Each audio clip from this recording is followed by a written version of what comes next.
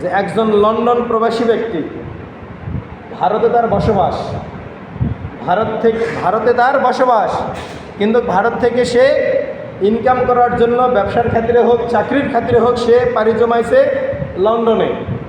দীর্ঘ কয়েক বছর থাকছে। থাকার পরে তার মনের কামনা বাসনা যে আমার ধন সম্পদ অনেক হয়েছে, অতএব এখন আমি আমার ফ্যামিলি সহ নিয়ে আসি। তার তিনটি কন্যা সন্তান।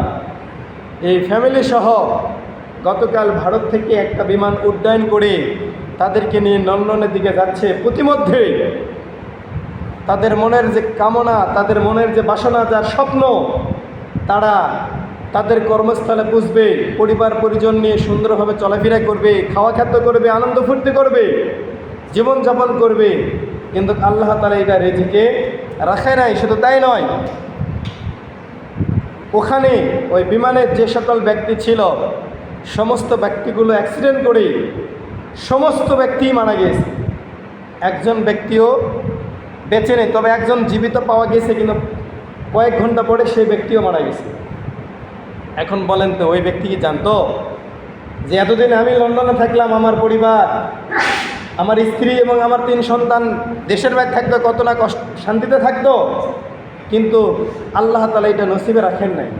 এই কারণে বলা হচ্ছে যে আগামীকালের জন্য আমার কী পাঠাবো, এটা আমাদেরকে চিন্তা করে নেওয়া লাগবে। যে আজকে আমরা এখানে আছি, এখান থেকে বাসায় পৌঁছতে পারবো কি না, আগামীকাল বাঁচবো কি না, 10 বছর 15 বছর 20 বছর বাঁচবো কি না, এর কোনো ওয়ারেন্টি গ্যারেন্টি কোনো কিছুই নাই।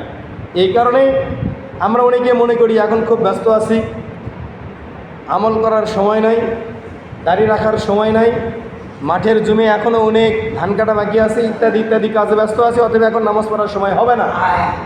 এখন বলেন তো, আল্লাহ কি এই সময়ের জন্য আপনাকে দুনিয়াতে পাঠাইছেন? কখনোই নয়। এই কারণে বলতেছেন যে আগামীকালের জন্য তোমরা কি আমল করেছো, কি পাঠাচ্ছ, এটা ব্যাপারে তোমরা চিন্তা করো, নিজেরা চিন্তা ভাবনা করো। যদি তোমরা চিন্তা করতে পারো তাহলে বুঝতে পারবে যে তোমরা যদি এই মুহূর্তে মৃত্যুবরণ করো তাহলে তোমাদের অবস্থানটা জান্নাতে যাবে না জাহান্নামে যাবে, এটা ভাবো। আমি আল্লাহ তাআলা তোমাদের সকালবেলা সূর্যোদয় দান করেছি। এই সূর্যের আলোতে তোমরা দুনিয়াতে যত প্রকার পাপ কাজ করে বেড়াচ্ছ, কোনো আপত্তি আমি করি নাই। কিন্তু আপত্তি করে ওই জায়গায় অন্ততপক্ষে আমার কাছে তোমরা একটু নত স্বীকার করো, আমার কাছে একটু ক্ষমা চাও। না, আমরা কি ক্ষমা চাইতে পারি?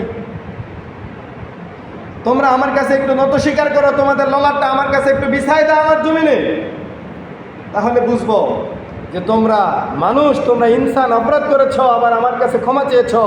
অতএব আমি রহমান, তোমাদের জীবনের সমস্ত অপরাধগুলোকে ক্ষমা করে দিলাম। বলুন সুবহানাল্লাহ। ওয়াত্তাকুল্লাহ ইন্নাল্লাহা খাবীরুম বিমা তা'মালুন, যে আল্লাহকে এমনভাবে ভয় করো, আর এটা তোমরা নিশ্চয় জেনে রাখো যে তোমরা গোপনে কি করো, প্রকাশ্যে কি করো, পরোক্ষভাবে কি করো, প্রত্যক্ষভাবে কি করো, এটা আমি আল্লাহ তাআলা অবশ্যই জানি। কি আল্লাহ কি জানেন না? আল্লাহ কি জানে না? সকল কিছু জানে। যদি আপনি মানেন আপনার জন্য উপকার, যদি না মানেন আপনার জন্য ক্ষতি। সিদ্ধান্ত আপনাকেই নিতে হবে।